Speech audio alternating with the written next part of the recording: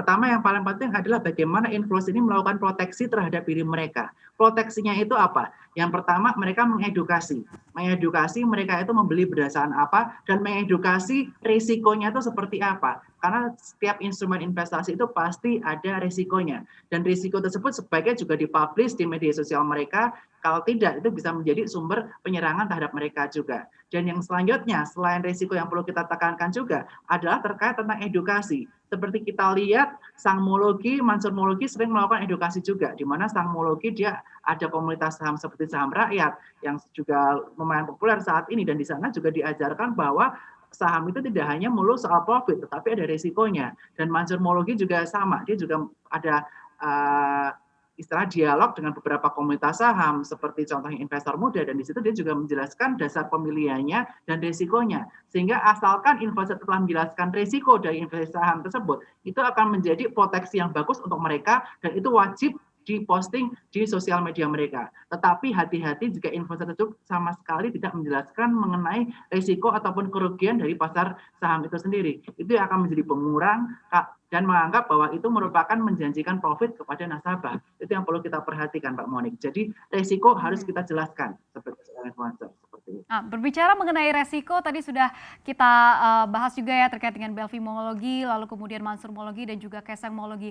Dengan maraknya mungkin followers dari influencer ini untuk mengikuti rekomendasi saham-saham ini, Anda melihat untuk literasi dari investor yang sudah mengikuti saran-saran dari rekomendasi saham ini seperti apa? Apakah ini benar cuman sekedar ikut saja begitu ya kata-kata influencer ini, atau memang mereka juga sudah mungkin mempunyai sedikit pengetahuan terkait dengan dunia saham, Mas Bernard? Jadi istilahnya kita bisa melihat bahwa angkatan pasca corona sejak bulan Mei 2020 ini, jumlah investornya bertambah cukup pesat. Ada di kisaran angka sekitar 300 sampai 400 ribu SID baru di saham bertumbuh sejak corona ini ada.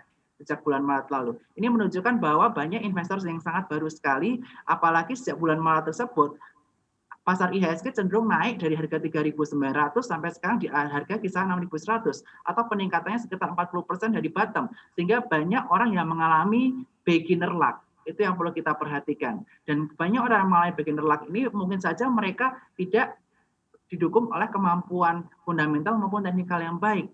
Nah, oleh karena itu baiknya untuk para investor jangan cuma ikut-ikutan beli. Karena dari bulan Maret sampai Januari ini kalau ikut-ikutan beli doang, kemungkinan besar cuan. Karena kita lihat dari 3.900 ke 6.100 kenaikannya cukup tinggi.